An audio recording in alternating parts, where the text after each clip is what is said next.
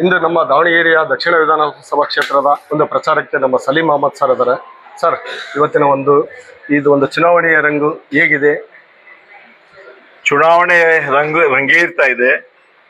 ಚುನಾವಣೆ ಪ್ರಕ್ರಿಯೆ ಶುರುವಾಗಿದೆ, ಕ್ಯಾಂಪೇನ್ ಶುರುವಾಗಿದೆ. ಈಗಾಗಲೇ ನಾವು ಬಂದು ಸುಮಾರು 3-4 ದಿವಸ ಕೂಡ ಆಗಿದೆ.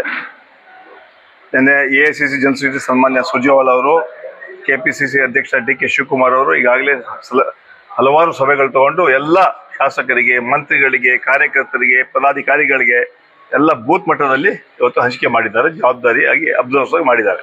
ಸರ್, ಈಗ ನಿಮ್ಮ ಅಲ್ಲ ನಂತರ ನಮ್ಮ boards and corporations, youth Congress, coordinators, ನಮ್ಮ ಸಾವಿರಾರು ಕಾರ್ಯಕರ್ತರು ಈ ಎಲ್ಲಾ ಕಡೆ ಸಹಕಾರ ಕೊಡಲಿಕ್ಕೆ ಈಗಾಗಲೇ ಬಂದಿದ್ದಾರೆ. ಈಗಾಗಲೇ ಚುನಾವಣೆ ಪ್ರಚಾರ ಶುರುವಾಗಿದೆ. ಇವತ್ತು CM ಕೂಡ ಬಂದಿದ್ದಾರೆ, ನಾಳೆ ಕೂಡ CM ಇಲ್ಲೇ ಇರ್ತಾರೆ. ಸೊ ಈಗ ಒಂದು ಒಳ್ಳೆಯ ವಾತಾವರಣ ಇದೆ. ಜನ ಕಾಂಗ್ರೆಸ್ ಪಕ್ಷಕ್ಕೆ ಆಶೀರ್ವಾದ ಮಾಡ್ತಾರೆ. ಸಮರ್ಥಕ್ಕೆ ಅತ್ಯಂತ ಹೆಚ್ಚಿನ ಮತಗಳು ಗೆಲ್ತಾರೆ ಅಂತ ವಿಶ್ವಾಸ ವ್ಯಕ್ತಪಡ್ತೀನಿ. ಕನಿಷ್ಠ 40,000 ಓಟ್ಗಳಿಂದ ಸಮರ್ಥ್ ಮಲ್ಲಿಕಾರ್ಜುನ್ ಗೆಲ್ತಾರೆ. ಈ ಚುನಾವಣೆಯಲ್ಲಿ ಶಾಮನೂರು ಶಿವಶಂಕರಪ್ಪ ಕಾರ್ಯವೈಖರಿ ಅವರು ದಾವಣಗೆರೆಗೆ ಸುಮಾರು 35 ವರ್ಷಗಳ ಕಾಲ ದಾವಣಗೆರೆ ಜಿಲ್ಲೆ ಅಭಿವೃದ್ಧಿಗೆ, ಈ ಕ್ಷೇತ್ರ ಅಭಿವೃದ್ಧಿಗೆ ಕೆಲಸ ಮಾಡಿದ್ದಾರೆ. ಎರಡನೇದಾಗಿ ನಮ್ಮ ಸರ್ಕಾರದ ಸಾಧನೆ, ನಡೆದಂತ ಸರ್ಕಾರ ಕಾಂಗ್ರೆಸ್ ಪಕ್ಷ ಸರ್ಕಾರ. ಸರ್ವರಿಗೂ ಸಮಪಾಲು, ಸರ್ವರಿಗೂ ಸಮಬಾಳು ನಮ್ಮ ಸಂಕಲ್ಪ. 5 ಗ್ಯಾರಂಟಿಗಳನ್ನ ಕೊಟ್ಟು ಎಲ್ಲಾ ಸಮಾಜ ವರ್ಗದವರಿಗೆ ಪ್ರಾಮಾಣಿಕವಾಗಿ ನಾವು ಕೆಲಸ ಮಾಡ್ತಾ ಇದ್ದೀವಿ. ಈ ಚುನಾವಣೆಯಲ್ಲಿ ನಮ್ಮ ಗ್ಯಾರಂಟಿಗಳೇ ನಮ್ಮ ಗೆಲುವಿಗೆ ಶ್ರೀರಕ್ಷೆ ಅಂತ ಹೇಳಲು ಬಯಸ್ತಾ ಇದ್ದೇನೆ. ಈಗ ಇವತ್ತು ಶುರುವಾಗಿದೆ. ಇನ್ನ 9ನೇ ತಾರೀಕುವರೆಗೂ ಇಲ್ಲೇನೆ ಇರ್ತೀವಿ. ರಾಜ್ಯದ ಎಲ್ಲ ನಮ್ಮ ಕಾರ್ಯಕರ್ತರು ಈ ಭಾಗದ ಕೆಲವರಿಗೆ ಬಾಗಲಕೋಟೆಗೆ ಹಾಕಿದ್ದಾರೆ, ಸೊ ಕೆಲವರಿಗೆ ದಾವಣಗೆರೆ ಹಾಕಿದ್ದಾರೆ. ಒಟ್ಟಾರೆ ಜನ ನಾವು ಮನೆಗೆ ಹೋಗಿ ಕಾಂಗ್ರೆಸ್ ಪಕ್ಷದ ಸಿದ್ಧಾಂತಗಳನ್ನ, ವಿಚಾರಧಾರೆಗಳನ್ನ, ಹೋರಾಟಗಳನ್ನ, ಸರ್ಕಾರ ಸಾಧನೆ ಹಾಗೂ ಭಾರತೀಯ ಜನತಾ ಪಾರ್ಟಿಯ ವೈಫಲ್ಯಗಳು, ಸುಳ್ಳು ಹೇಳ್ಕೊಂಡು ಬರುವಂತಹ ನರೇಂದ್ರ ಮೋದಿ ಸರ್ಕಾರದ ಬಗ್ಗೆ ಬಿಜೆಪಿಯನ್ನ ಬೆತ್ತಲ ಮಾಡುವಂತ ಕೆಲಸ ಮುಂದೆ ಹತ್ತಿರಗಳನ್ನು ನಾವು ಮಾಡಿಬಿಟ್ಟು ಕಾಂಗ್ರೆಸ್ ಪಕ್ಷಕ್ಕೆ ಸಂಪೂರ್ಣ ಬೆಂಬಲಕ್ಕೆ ನಾವು ಕೋರ್ತಾ ಇದ್ದೀವಿ. ನಮ್ಗೆ ವಿಶ್ವಾಸ ಇದೆ, ಅತ್ಯಂತ ಹೆಚ್ಚಿನ ಮತಗಳಿಂದ ಸಮರ್ಥ್ ಮಲ್ಲಿಕಾರ್ಜುನ್ ಗೆಲ್ತಾರೆ. ಬಾಗಲಕೋಟೆಯಲ್ಲಿ ಕೂಡ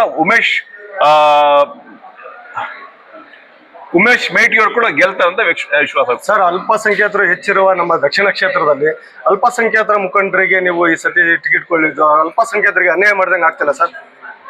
ಅಲ್ಪಸಂಖ್ಯಾತರಿಗೆ ಟಿಕೆಟ್ ಕೇಳಿದ್ದು ಸರಿ ಇದೆ, ನಾವು ಕೂಡ ಕೇಳಿದ್ವಿ.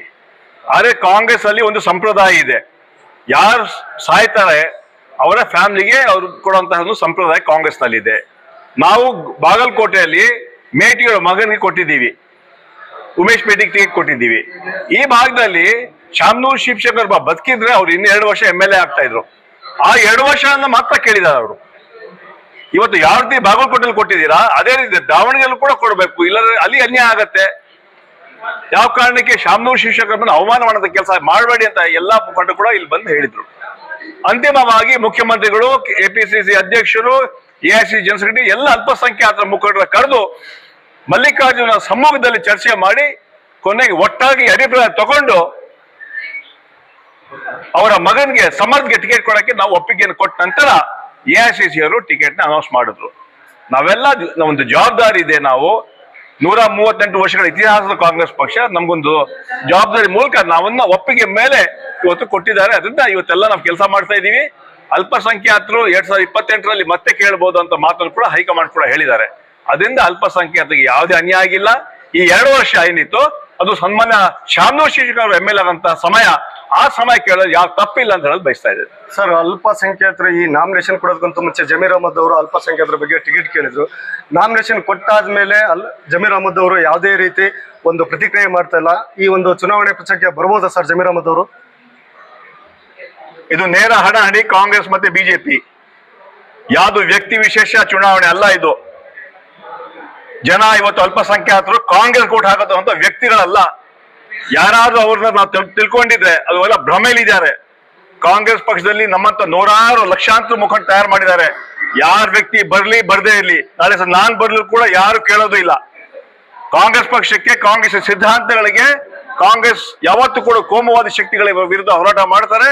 ಇವತ್ತು ಸಾಮಾನ್ಯ ರಾಹುಲ್ ಗಾಂಧಿ ಇರ್ಬೋದು, ಸಾಮಾನ್ಯ ಮಲ್ಲಿಕಾರ್ಜುನ್ ಖರ್ಗೆ ಇರ್ಬೋದು, ಅವರ ನಾಯಕತ್ವದಲ್ಲಿ ಕಾಂಗ್ರೆಸ್ ನಾವು ಹೋರಾಟ ಕೂಡ ಮಾಡ್ತಾ ಇದ್ದೀವಿ. ಇವತ್ತು ಯಾರಾದ್ರೂ ಕಾಂಗ್ರೆಸ್ಗೆ ವಿರೋಧ ಮಾಡಿದ್ರೆ ಅದು ರಾಹುಲ್ ಗಾಂಧಿ ವಿರೋಧ ಮಾಡೋದಾಗತ್ತೆ. ಅದರಿಂದ ಒಟ್ಟಾರೆ ಸೇರಿ ನಾವು ಇವತ್ತು ಏನ್ ತೀರ್ಮಾನ ಆಗಿದೆ, ಕಾಂಗ್ರೆಸ್ ಪಕ್ಷ ಬಹಳ ದೊಡ್ಡ ಪಕ್ಷ. ನಾನು ಇರಲ್ಲ, ಯಾರು ಬರ್ಲಿ ಬರ್ದೇ ಇರ್ಲಿ, ಚುನಾವಣೆ ಆಗತ್ತೆ, ಕಾಂಗ್ರೆಸ್ ಪಕ್ಷ ಅಭ್ಯರ್ಥಿ ಸಮರ್ಥ ಅತ್ಯಂತ ಹೆಚ್ಚಿನ ಮತಗಳಿಂದ ಗೆಲ್ತಾರಂತ ವಿಶ್ವಾಸ ವ್ಯಕ್ತಪಡಿಸ್ತಾ ಇದ್ದೀನಿ. ಧನ್ಯವಾದಗಳು ಸರ್.